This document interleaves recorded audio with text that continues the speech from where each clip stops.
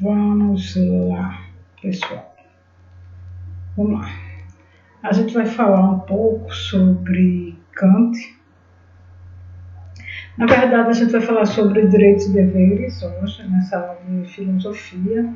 E a gente vai falar sobre a perspectiva kantiana, hegeliana e freudiana desses direitos e desses deveres. E a gente fala muito sobre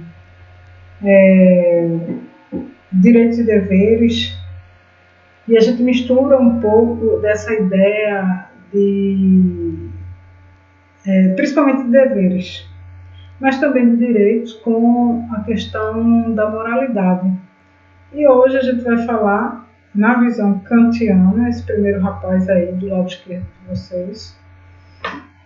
E nas próximas aulas a gente vai falar na visão hegeliana e na visão freudiana. Eu quis dividir para que a gente não ficasse com muita coisa, certo?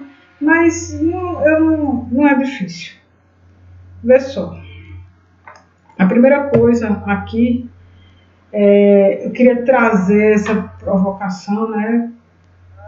Será que direitos e deveres, eles valem realmente a mesma coisa, têm o mesmo peso?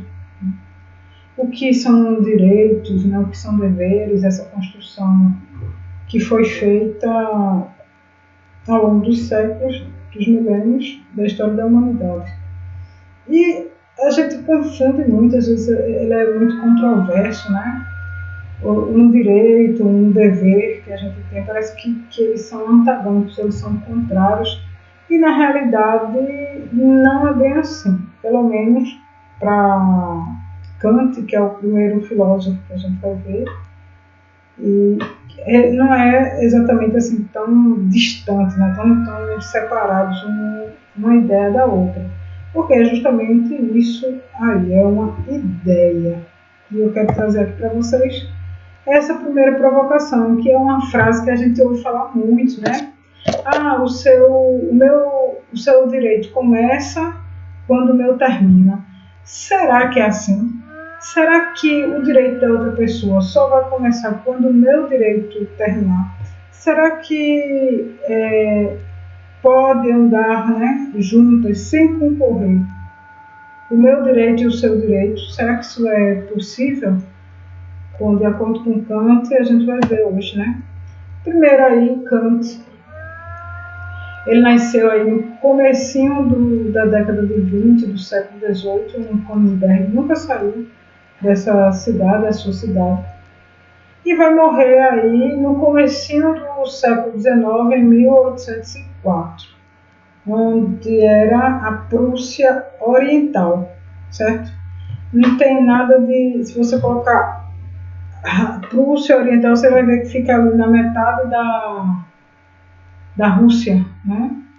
Para o leste. Então, vocês vão ver, é bem tranquilo, não tem nada de dificuldade de localizar a Prússia, a antiga Prússia Oriental, certo? Para quem tiver a curiosidade de localização no mapa, tá bom? E aí, ele vai estudar várias coisas, né? Vai estudar lógica, metafísica, ética, filosofia moral. Ele também estudou teologia, né? Então ele era de uma família protestante, o que era extremamente comum nesse momento histórico, né? Principalmente na Europa. Então não tem nada de extraordinário, vamos lembrar aí das revoluções religiosas que vai acontecer anteriormente, né? E ele tentava sempre equilibrar questões da filosofia com a religião.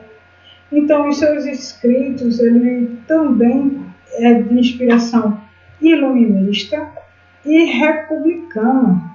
Isso é interessante, né? Para a gente entender um pouco do que ele falou, né? Do que ele escreveu. Então, ele vai formular a ideia de imperativo categórico. E essa é uma lei ética que deve ser para toda a sociedade. Na realidade, ele vai formular a ideia de imperativo. E aí a gente vai ver o que é o imperativo, né, e como é que ele age dentro da sociedade. Mas também não é difícil, não. É só uma questão da gente guardar o nome, né, o que é imperativo, mas na hora de colocar na prática, ver na prática, não é tão difícil assim, não. Eu prometo para vocês que não será tão difícil assim. Então, ele vai ter aí ó, dois conceitos de imperativo, né, o hipotético e o categórico. O imperativo é um conceito que é baseado em nossas ações, é isso, ok? E o imperativo categórico, que a gente não vai se aprofundar, o hipotético, que a gente não vai se aprofundar, vai se aprofundar no categórico, mas eu vou falar também aqui para vocês, certo? Mas não tem problema, não é difícil. O imperativo hipotético são ações justificadas na sua finalidade pela paixão, por nossa paixão.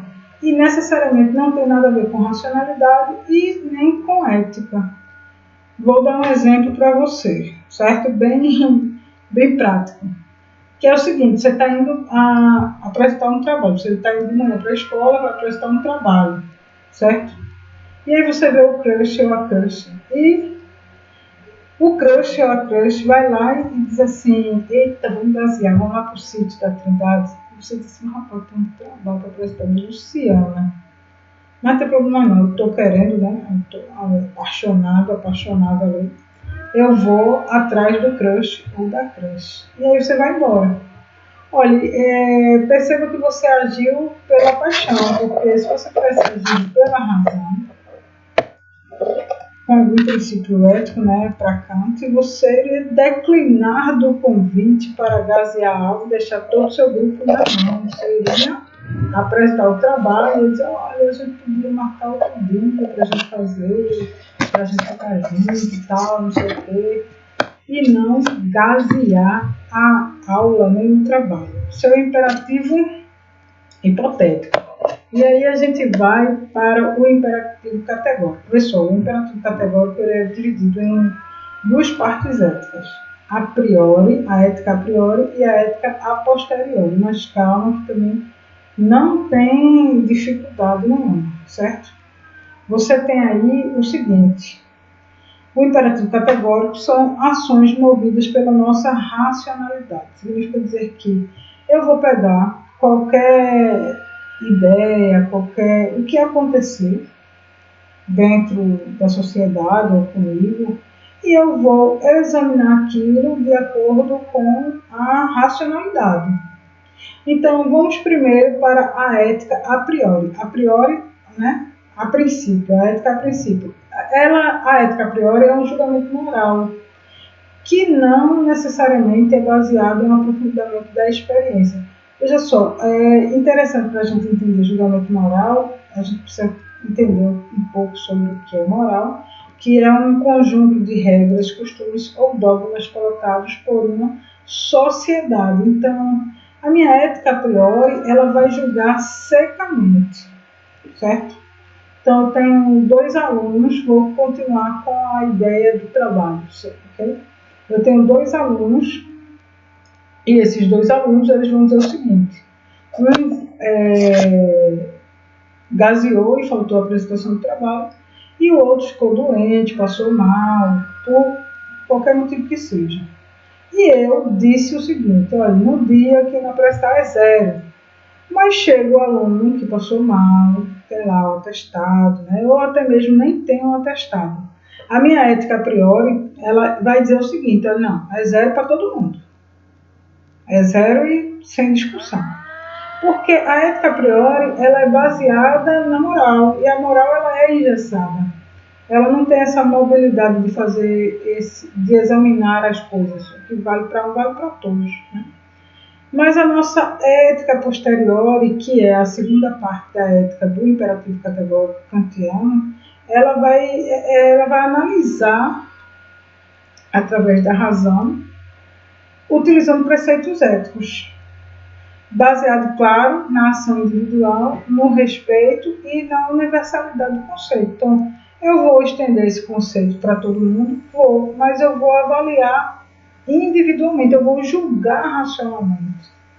Isso vale para tudo e qualquer coisa. Quando você estiver na dúvida, né? Se você tiver dúvida, como é que eu devo agir e tal, aí eu vou pegar o seguinte, eu disse, ó, eu disse que era 0 para todo mundo, que faltasse. Mas o aluno chegou e disse, ó, professor, eu faltei porque eu fiquei doente.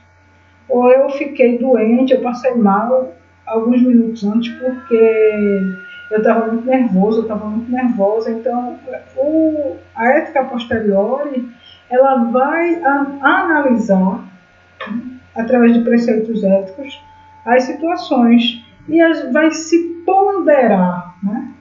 É mais ou menos se colocar no lugar da outra pessoa. Então, quando a gente observa tanto a ética a priori ou a ética a posteriori, a gente tem que entender que a ética ela deve estar acima da moral. E essa ética que está acima da moral ela tem que ser universalizada, porque quando a gente faz isso, a gente tem igualdade, a gente tem bondade, a gente tem justiça social. A moral, a ética a priori, ela engessa a sociedade, ela julga todos pela mesma régua. E a gente sabe que existem casos e casos.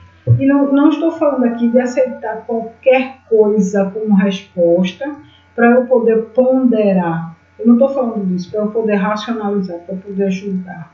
Eu estou falando de analisar, né? Eu vou ver quem é o aluno, se ele tem o hábito da mentira, assim como vocês também analisam as pessoas, os professores.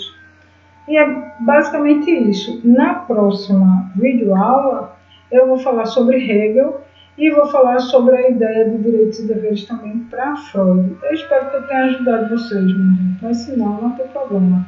É só vocês colocarem lá, eu não estou entendendo, se eu preciso tirar dúvida. E não se preocupe, tá certo? Eu vou mandar também depois todo o material escrito, mas ele também já está aí uma parte, certo? Beijão e até a próxima. Tchau.